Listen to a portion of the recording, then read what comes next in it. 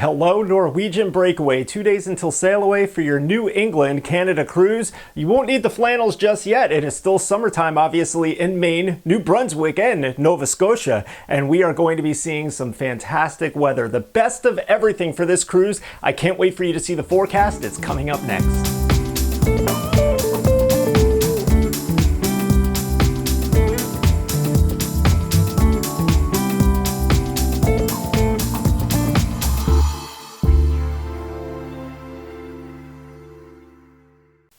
Hey guys, that weather guy, meteorologist Dave Allen, based out of the Poconos and Eastern Pennsylvania, ready to bring you your cruise forecast out of Manhattan this Sunday. Now, I know this is a once and done thing for you, but please click subscribe because I want to be that weather guy for you, your next cruise out of Manhattan. So without further ado, let's look at your sail away forecast out of Manhattan for this Sunday, August 21st, 2022. When you arrive in Manhattan in the morning, we are going to be seeing some clouds and some sun. Temperatures climbing through the 70s here, only getting up into the low 80s as you sail away. But we also have that increased chance for some clouds and maybe a shower as a cold front moves at a snail's pace towards the region. Now, as you head out underneath that Verrazano around Long Island and head northward, your first sea day, it might be on the cloudy side. And yes, you do have that chance of rain showers. And it's all thanks to that cold front moving at a snail's pace eastward.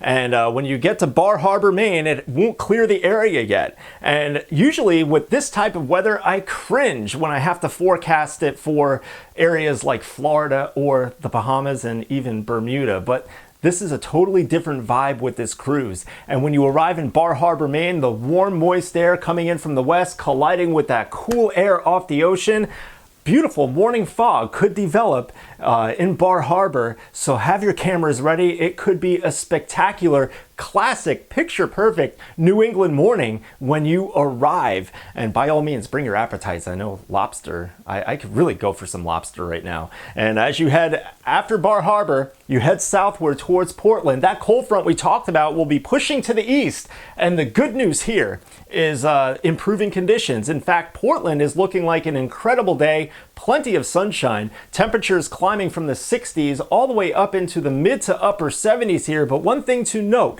when you have very warm land and cooler sea surface temperatures, you tend to get a sea breeze in off the ocean. So keep that in mind. Once you're docked, the temperatures might feel much cooler than the 77 forecasted right along the immediate coast. But if you have any plans inland for excursions, you'll definitely feel that 77 degrees much better. And after Portland, you're on your way up to St. John Bay, New Brunswick, St. John, New Brunswick, and it's looking spectacular. The coolest destination at this point in time. In the Bay of Fundy, we are going to be seeing temperatures in the low 60s in the morning, only getting up to about 70, 71 degrees. And it's going to be a nice day. And yes, we also have that chance for morning fog once again. I want to talk about that fog for 1 second here. It's what makes the Canadian Maritimes what it is, and it's all thanks to two things here. One,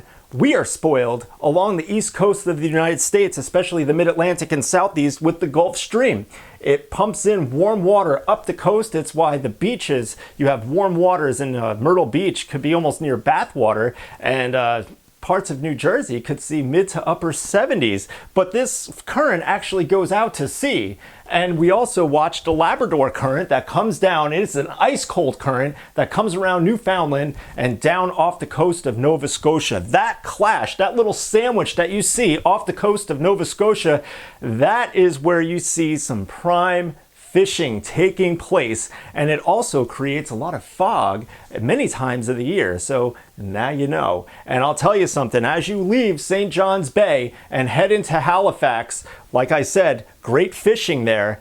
Make sure you plan a nice dinner somewhere at a restaurant in Halifax that includes seafood if you like it. Yes, if you like seafood, you are definitely on the right cruise. Now, with that said, as you head back to New York, your sea day, we'll just have to wait and see what happens with that, but it's looking like nothing and no major storm systems on the horizon at this point in time that could really ruin your vacation. So with that said, I hope you guys have a great time, safe travels, and please take lots of pictures. And one more thing, I highly encourage everybody to do at least one excursion that deals with wildlife, because there's going to be some interesting things that you will see up in St. John and Halifax, Nova Scotia, that you will not see anywhere else. So keep that in mind and have a great time, everybody.